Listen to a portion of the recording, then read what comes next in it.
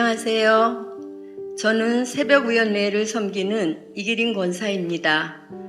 저는 오랜 기간 동안 대형교회를 다니며 사람들의 인정을 받는 것이 진정한 믿음이라고 여기며 열심히 종교생활을 하였습니다.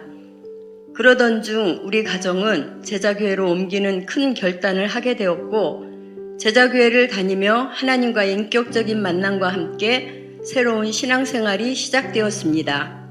내 마음에 성령님을 모셔드리고 하나님의 뜻을 구하며 하나님께 묻는 기도를 하게 되었고, 나의 하루의 첫 시간을 예배와 말씀과 기도로 시작할 수 있는 것이 날마다 은혜이고 감사였습니다.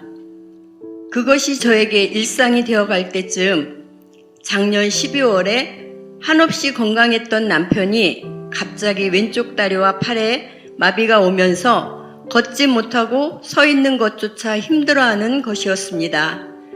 제가 근무하는 병원에서 MRI를 찍은 후 원장님의 소견은 목 디스크로 인한 신경 눌림으로 다리의 감각이 없어졌다는 진단이 나왔습니다. 혹시 몰라 큰 병원으로 가 검사를 받았는데 그곳에서는 뇌신경이 손상되어 마비가 진행되고 있고 이것이 점점 더 심해질 수 있다는 더욱 좌절되는 진단으로 우리 가정을 절망에 빠뜨렸습니다. 본인 의지와는 상관이 없이 움직여지지 않는 다리를 보며 남편도 저도 너무나 두려운 상황에 어찌할 바를 몰랐습니다.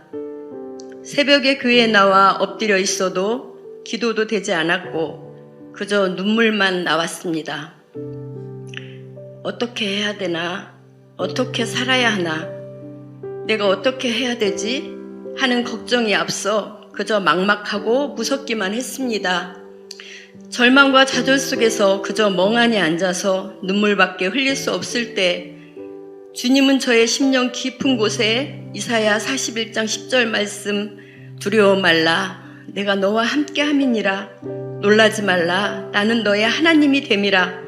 내가 너를 굳세게 하리라. 참으로 나의 의로운 오른손으로 너를 붙들리라 하시는 말씀을 주셨지만 저의 인간적인 염려와 걱정으로 그 말씀이 저에게 실제가 되지 않았습니다. 좌절과 낙심 속에 있을 때 사모님의 소개로 서울에 있는 병원에 진료를 받게 되었고 남편은 속전속결로 입원을 하게 되었습니다.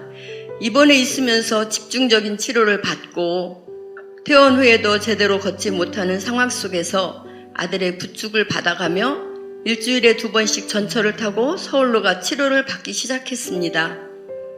처음에는 제대로 서 있지도 못했던 남편은 조금씩 다리에 힘이 생겨가고 있었고 한 발짝 한 발짝 어렵게 내디딜 수 있어졌습니다.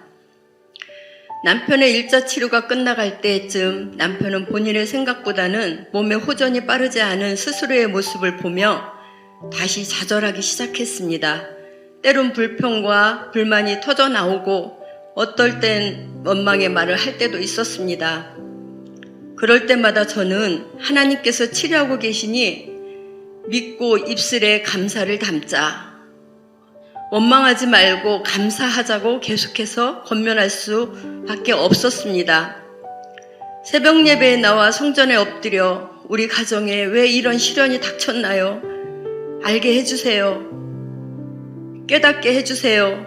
라고 기도할 때 하나님께서는 남편과 저를 또한 저희 가정을 세우기 위한 과정임을 알게 하셨습니다. 그러던 중 어느 날 목사님께서 저에게 남편과 함께 브루스길라와 아골라셀을 권유하셨습니다. 남편과 저는 순종하는 마음으로 셀예배를 드리기 시작했습니다. 셀예배 때는 서로를 위해서 기도도 해주고 어느 날은 서로 몸에 아픈 부위에 손을 얹고 기도를 하자는 남편의 말에 어색하지만 손을 얹고 기도를 하기도 했습니다. 기도할 때 성령님께서 저와 남편의 마음을 만져주시며 위로해 주시고 새 힘을 부어주셨습니다. 믿음이 연약해질 때 저에게는 말씀으로 새 힘을 주셨고 남편에게는 꿈을 꾸게 하셨고 환상을 보여주시며 우리와 함께 하고 계시며 계속 치료의 손길로 어루만져 주심을 알게 하셨습니다.